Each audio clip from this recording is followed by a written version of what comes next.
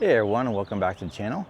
Today you find me in Summerton, South Carolina. Once again this year, we're camping with Rivian Stories Family Camping here at the Palmetto Shores RV Park. Let me show you around on the setup here. So let me switch the camera around and walk you through. All right, so let's walk you through. So in the front, as usual, I got the fridge. This year, I got the new Iceco fridge, powered by the EcoFlow River 2 Pro. Gives good enough space for just myself solo camping for a weekend. So you see here, keeping everything nice and cold, which is needed because it's about 90-some degrees here in South Carolina. So walking around, have the iCamper set up as usual with the awning, and then I have the camp stream coming out the window there to feed some cold air into the tent. Didn't actually need it last night because it got down to the mid-60s overnight. But yeah, there for if I need it. Unfortunately, Camp Stream I think has gone out of business, so this is no longer available, but I'm glad I have it. Very useful for when it gets too hot or too cold out. I have the awning set up, and right now cooking dinner, as you can see here. Always like to have a good camp steak on one of the nights for dinner, so making some progress there.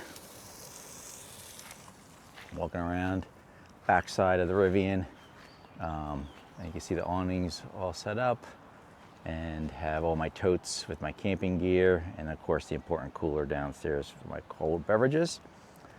But yeah, in a different area this year than last year. There's a new section of the RV park. Not sure I'm such a big fan. It's pretty open, as you can see. There's not much shade, and I'm sitting here on a concrete slab, which isn't ideal, but you know, charging up the Rivian as I camp. Each area here has 50 amp service, as well as water. Bathhouse is a little bit of a longer walk, but this is meant to be a back-end site for like an RV. But it works for Rivian. If I come again next year, I'll probably be looking towards more of the area where I was last year, which is a little bit more wooded, a little bit more shade, and closer to the bathhouse. But as you can see here, there's other Rivians set up here. Got my neighbor here from Maine, who towed down their camper. And then on the next site over, we have the yellow Rivian R1T, and they have a tent set up to do tent camping out behind their Rivian. I think it's a Gazelle tent, if I remember correctly. But yeah, another great camping trip. I'm going to actually finish up cooking my steak, and eat some dinner, and then I'll bring you guys back in and talk. Hey everyone, so you join me now in the Rivian. Dinner was great. Nothing quite beats camp steak. So let me talk a little bit more about the Rivian here. I know it's been a while. I'm currently at 19,240 miles. So by the time I drive back from South Carolina to Pennsylvania, I will break the 20,000 mile mark. A little earlier than I hoped. Like I said, I'm on a 3-year lease, working on year 2. Which would be in June. So I'm about a month and a half early on reaching that 20,000 mark, since I did a 10,000 miles a year lease. So, you know, should be close to 20,000 miles by June, but getting there a little early. So as you can tell from that, you know, I'm enjoying the Rivian, use it predominantly as my daily driver, and then use the Bronco for weekend trips and off-roading.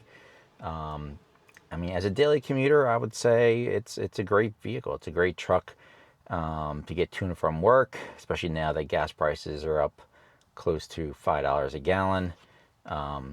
And, you know, charging a car, especially when you have a home charger, is a lot cheaper. It's also quiet and comfortable. Definitely a different dynamic driving the Rivian than the Bronco. You know, I like each because of their uniqueness. So the Bronco is loud, it's mainly changing gears, it's more engaging drive, and just enjoying, you know, off-roading it. The Rivian is quick, quiet, economical, and just that reliable daily driver, to and from work, going to Lowe's, filling up the back bed with mulch or garden soil or whatnot. It served its purpose well. Only thing that's happened so far since my last check-in at 10,000 miles is another new battery. So this is the second battery replaced under warranty. So I don't know what Rivian's doing with their batteries, but thankfully it's under warranty, because I've read on the forums other people that have to get their battery replaced, and it's upwards of $500.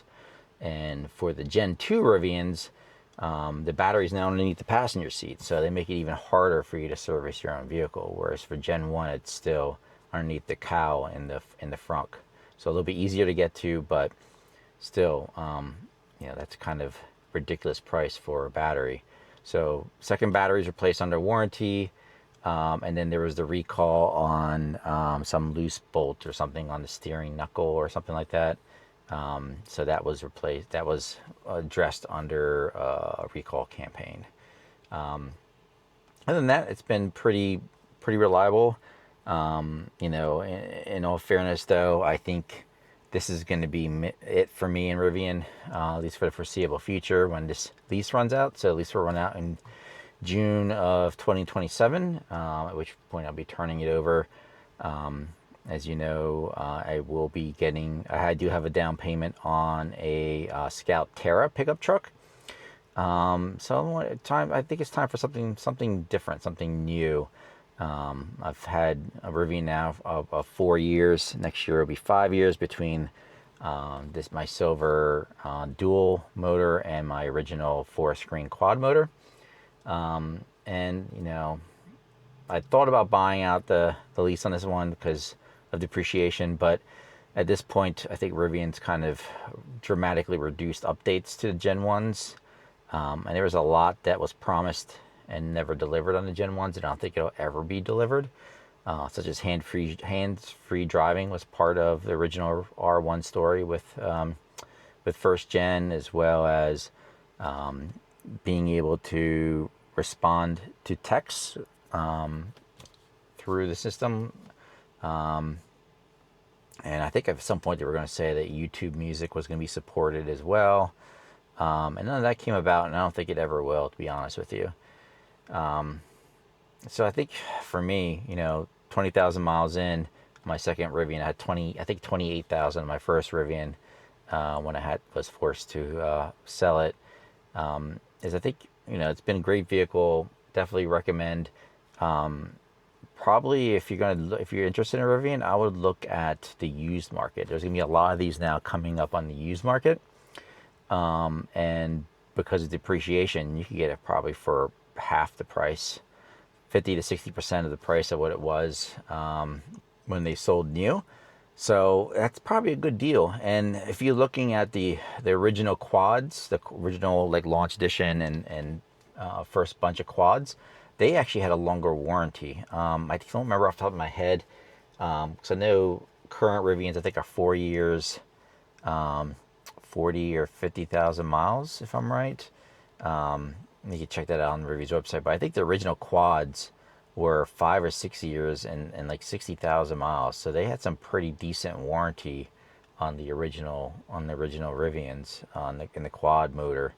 So you could probably get a good deal used on a quad, and they're a great vehicle. I mean, a little bit noisier than a dual, not as much range, but you know, fit and finish was awesome. And other than some persistent drivetrain chatter, which I think they finally addressed with some washers and bolts and stuff.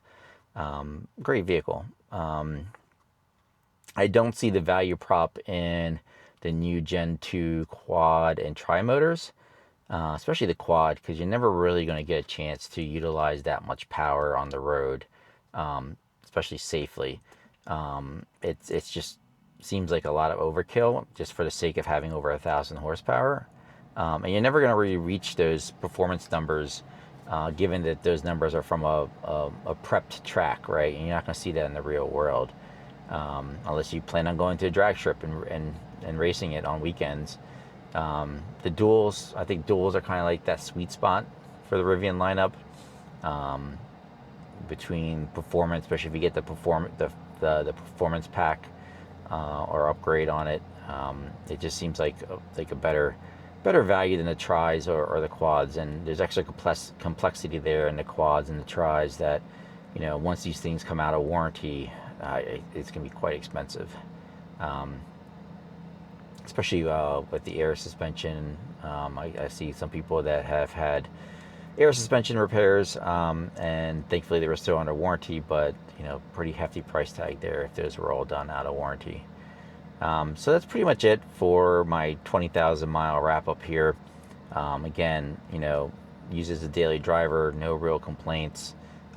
Just that it feels like the Gen 1s are kind of being left behind a bit.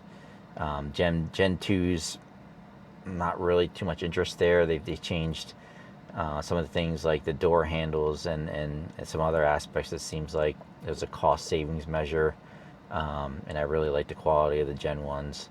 So I think I'll do one more update on the Rivian, unless there's something you guys want to hear. If there's anything particular you want to know about, drop it in the comments below, about what you want to know about the Rivian quad versus dual, or anything about the Gen 1s, and I'll make a video on that. But if I don't hear anything, then probably next video will be right before I turn this thing in to the lease, give my final recap of it, and hopefully thereafter there will be a Scout Terra, and I'll create some content there on the Scout Terra.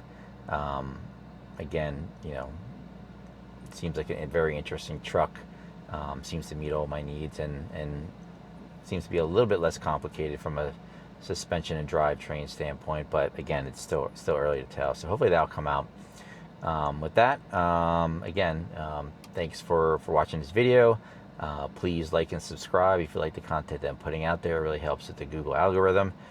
If there's anything you want to see about the Rivian, just place a comment down below. If you have a question, I'll respond to the question. If there's something you want me to do a video on, go more into a deep dive, I can do that as well. And I guess I'll see you in the next video. Thank you.